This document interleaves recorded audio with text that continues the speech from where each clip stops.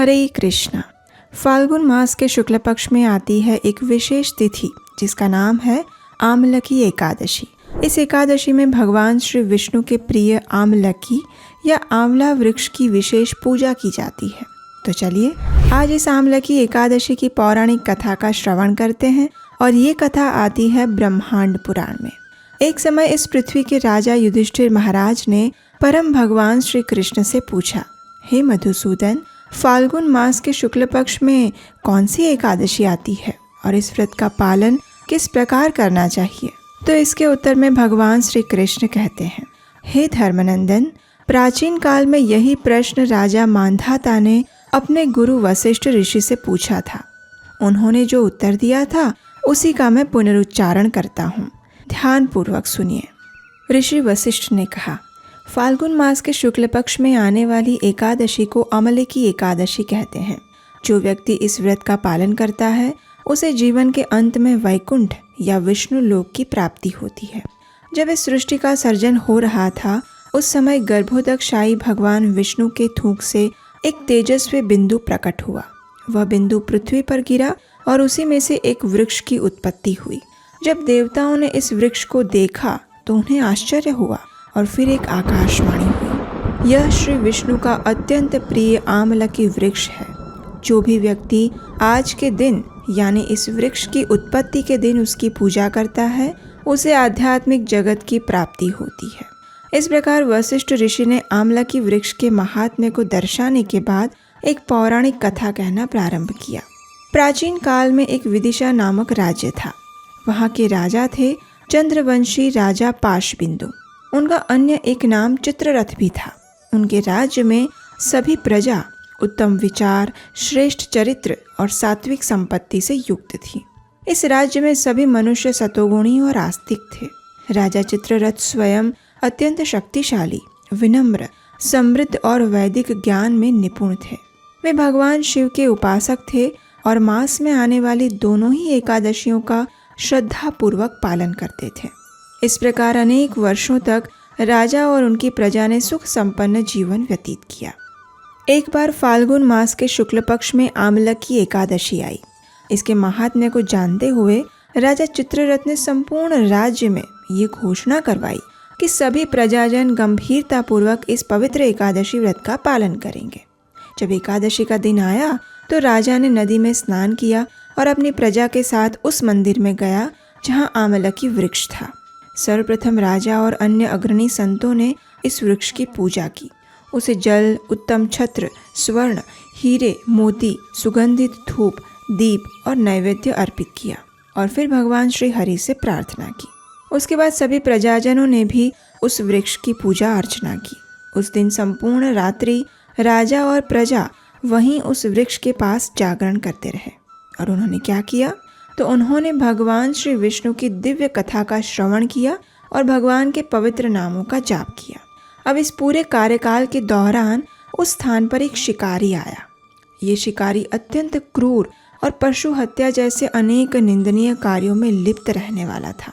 संपूर्ण दिन की थकान के कारण वह भूखा प्यासा एक पेड़ के पीछे बैठ गया और पूरी रात वो राजा और प्रजा द्वारा किए जा रहे विधि विधानों को देखता रहा और हरि कथा का श्रवण करता रहा।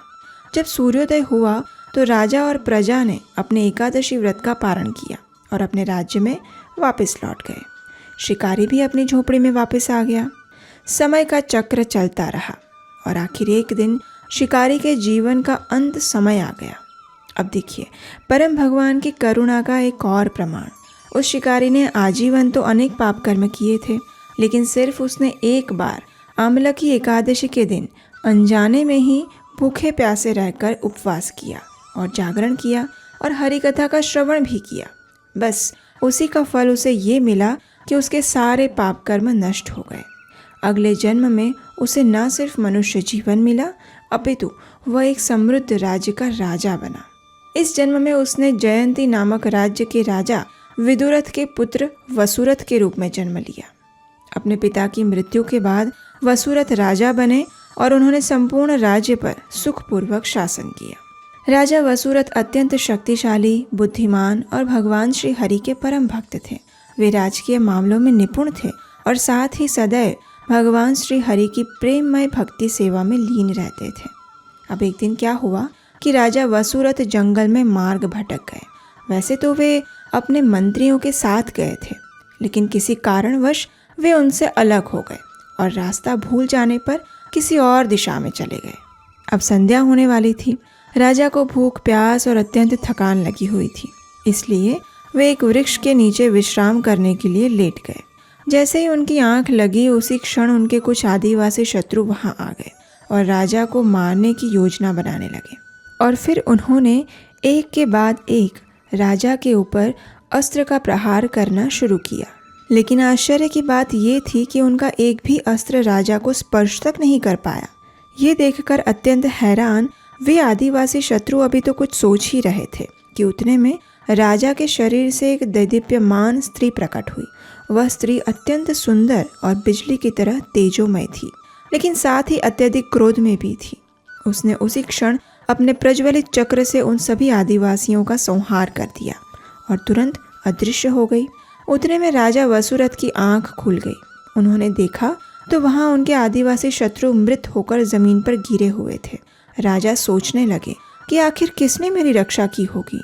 और फिर तभी आकाशवाणी हुई, निसंदेह तुम्हारी रक्षा उन्होंने की है जो अपनी शरण में आने वाली प्रत्येक की रक्षा करते हैं। ये सुनकर राजा समझ गए कि परम भगवान श्री विष्णु ने ही उनकी सहायता की थी और ये जानकर वे भक्ति भाव से अभिभूत हो गए।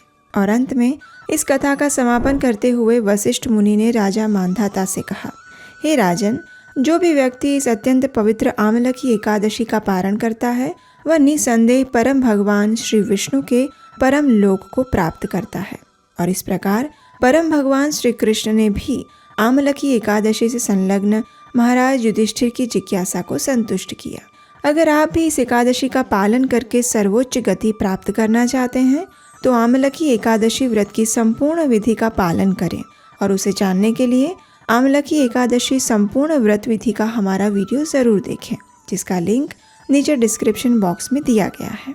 अब देखिए, आज के समय में आपको धार्मिक कहानियाँ सुनाने वाले तो बहुत मिलेंगे, लेकिन प्रमाणभूत वैदिक कथा शायद ही कहीं मिले।